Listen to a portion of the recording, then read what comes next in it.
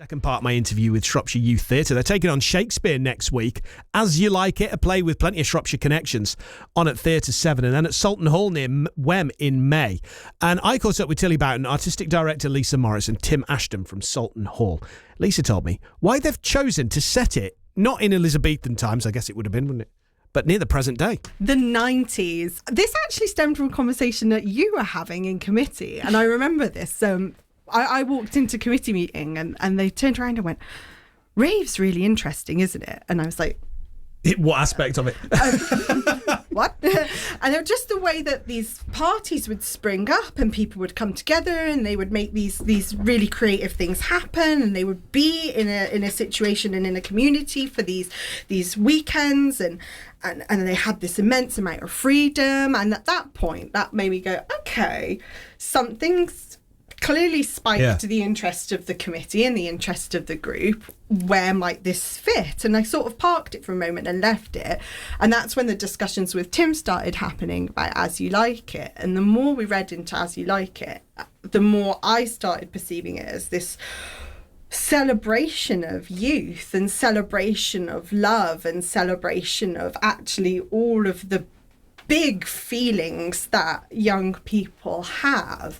And Rave suddenly became a moment where we could go, actually, we can frame these feelings and frame this freedom. Being a young person is hard and exhilarating and messy and ugly sometimes, but also joyous and rebellious and frightening, and all of these things are happening in a Shakespeare text. So you're getting this wonderful joy and celebration. Great universal themes. Yeah, of just young people. Is it quite freeing that it's sort of modern enough? It's probably the last generation where there were no smartphones. And I know the awful fashion is back. By the way. Whose idea it was to bring back luminous sportswear, but apparently it's a thing.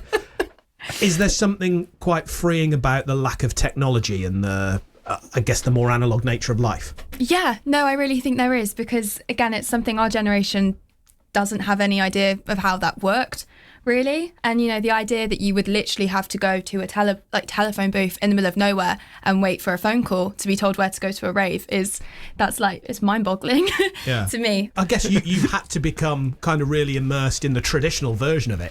So when they said, Tim, we'd like to do As You Like It, but we'd like to turn it into a rave. Well, I already said I think it's really important that culturally Shropshire reclaims this identity. So it's been said in Parliament recently. This is potentially part of our economic strategy for the county. Without deep diving into this, you've got other Shakespeare plays. That's an offer that resonates outside the county. The thing about Shakespeare is he's just been around a long time and is a genius. You can infinitely reimagine the text. And you always have to, don't you, to stop it getting boring. He's timeless, but he's also, in the play, he's talking about Socrates. He's already time travelling with you back to ancient Greece.